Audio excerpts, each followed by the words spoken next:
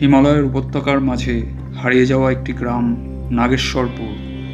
পাহাড়ি বন ঘেরা মেঘে ঢাকা সেই জনপদে সূর্য ওঠে ধীরে, আর সন্ধ্যা নামে যেন অনেক তাড়াতাড়ি। সেই গ্রামে কোনো কোলাহল নেই, নেই শহরের কৃত্রিম আলো, আছে শুধু প্রকৃতি, নির্জনতা আর এক অতি প্রাচীন মন্দির। গ্রামের কেন্দ্রে দাঁড়িয়ে আছে একটি শিব মন্দির, যেটি সম্পর্কে গ্রামবাসীরা বলে এই মন্দির মানুষ বানায়নি, এইখানে শিব নিজে বাস করেন। মন্দিরটি পাথরে তৈরি, অতি পুরনো, লতাগুল্মে ঢাকা। কেউ জানে না কে নির্মাণ করেছে এটি। ইতিহাসের পাতা যেন তাকে মনে রাখতে ভয় পেয়েছে। অথচ প্রতিদিন সন্ধ্যায় মন্দির থেকে শোনা যায় ধূপধুনোর ঘ্রাণ, ঘণ্টার ধ্বনি, কিন্তু কেউ কখনো সেই মন্দিরে পূজারীকে দেখেনি।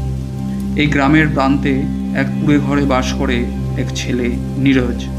অনাথ, নিঃস্ব, নীরব। 10 বছর আগে মায়ের মৃত্যুর পর থেকেই সে এই মন্দিরেই রাত কাটায়। দিনের বেলায় মাঠে গরু চড়াতো ও খেতে ঘুরত। গ্রামের লোকেরা তাকে পাগল ছেলে বলে ডাকে। কেউ জানতো না সে প্রতিদিন ভোরবেলা চলে যেত সেই প্রাচীন মন্দিরে। তার হাতে থাকতো একটা ভাঙা প্রদীপ, একটি ছোট্ট ধূপকাঠি আর একটা নীল কাপড়ে মোড়ানো ওম নমঃ শিবায় লেখা পুরনো কাগজ। সে বসতো শিবলিঙ্গের সামনে, চোখ বন্ধ করে জপ করত ঘন্টার পর ঘন্টা। তখনই শুরু হতো অলৌকিক কাহিনীর বীজ বোনা। কারণ সে যখন জপ করত, মন্দিরের ভিতর অদ্ভুত কম্পন সৃষ্টি হতো। বাতাসে ভেসে আসতো শঙ্খ, ডুমরু আর ত্রিশূলের ঝংকার। কেউ কিছু দেখত না, কিন্তু অনুভব করত মন্দিরে কিছু আছে। একদিন হঠাৎ গ্রামে আগমন ঘটে 3 অচেনা সাধু। লম্বা জটা, লাল চোখ আর গলায় রুদ্রাক্ষ। তারা বলে, আমরা তন্ত্র সাধক, মহাশক্তির সন্ধানে এসেছি। এই মন্দিরেই আছে বহু শতাব্দীর গোপন শক্তি। সেই শক্তি জাগাতে পারলে মানুষের জীবন ও মৃত্যু নিয়ন্ত্রণ করা সম্ভব। গ্রামের মানুষ প্রথমে অবাক হলেও পরে তাদের ঘোর লাগা কথা শুনে ভয় পায়। তারা ভাবে হয়তো সত্যি এই সাধুরা মহাজ্ঞানী। কিন্তু নীরজ বুঝতে পারে তারা শিবের ভক্ত নয়, তন্ত্রের দাস। তারা চায় এই মন্দিরের দিব্য শক্তিকে অপবিত্র করে নিজেদের ক্ষমতা বাড়াতে। এক পূর্ণিমার রাত, চারপাশে অন্ধকার, আকাশে মেঘ জমেছে, বজ্রপাত হচ্ছে। 3 সাধু মন্দিরে ঢুকে পড়ে, কালো রঙের যজ্ঞকুণ্ড তৈরি করে রক্তবলি দেওয়ার চেষ্টা করে। মন্দির কাঁপতে শুরু করে। নীরজ ছুটে যায় সেখানে। সে দেখে শিবলিঙ্গের সামনে পড়ে আছে একটি ছাগলের বলি দেওয়া রক্তমাখা ছুরি। সে কাঁদতে কাঁদতে শিবলিঙ্গের সামনে পড়ে যায়। ভোলেনাথ, আমায় রক্ষা করো, এই মন্দির তোমার, একে অপবিত্র হতে দিও না।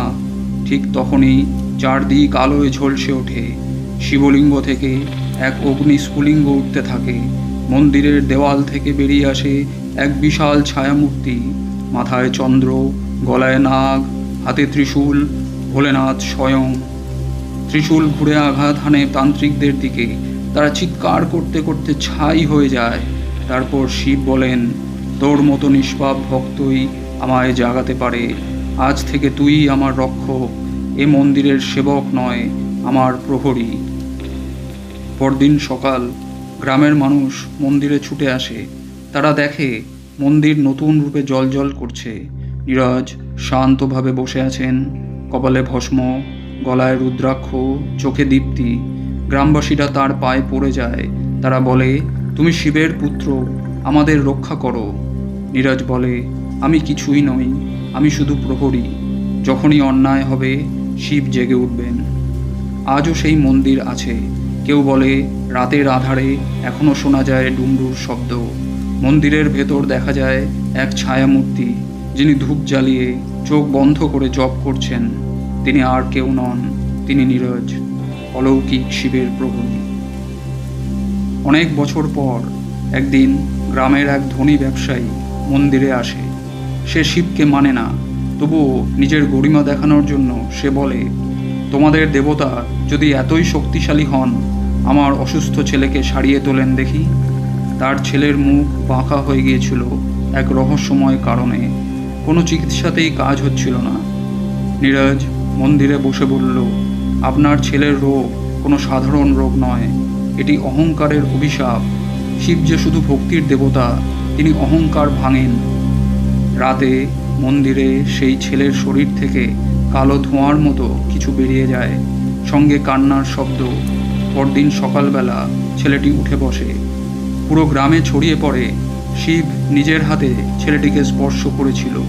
ধনী ব্যবসায়ী কাঁদতে কাঁদতে বলেন, ওনার মহিমা বুঝতে পারিনি, আমি ভুল করেছি। গ্রামে একবার এক অচেনা ব্যবসায়ী আসে। সে শিব মন্দির থেকে একটি পুরাতন রুদ্রাক্ষ চুরি করে নিয়ে যায়। সে ভাবে এটা বেচে অনেক টাকা রোজগার করবে, কিন্তু সে গ্রাম ছাড়তেই তার গাড়ি বারবার খারাপ হয়ে যায়। তার দেহে আগুন লাগার মতো অনুভূতি হয়। সে রুদ্রাক্ষ ফেলে দিতে চায়, কিন্তু তা গায়ে লেগে থাকে। শেষমেশ সে বাড়ি ফেরে, কিন্তু রাতে তার ঘুম আসে না। ভয়ে সে ছটফট করতে থাকে। ভোর রাতে স্বপ্নে দেবাদিদেব মহাদেব এসে তাকে বলেন, ফিরে যা, ক্ষমা চা, তবেই তোর মুক্তি। ভোরবেলা সে কাঁদতে কাঁদতে মন্দিরে এসে রুদ্রাক্ষ ফেরত দেয়। নীরজ তার কপালে ভস্ম মেখে দেয়। সঙ্গে সঙ্গে তার দেহ হালকা হয়ে যায়। তখন থেকেই নীতিগতভাবে গ্রামবাসীরা সিদ্ধান্ত নেয়, মন্দিরের কিছুই স্পর্শ করবে না কেউ। শিব যা দেন তাতেই তুষ্ট থাকবে।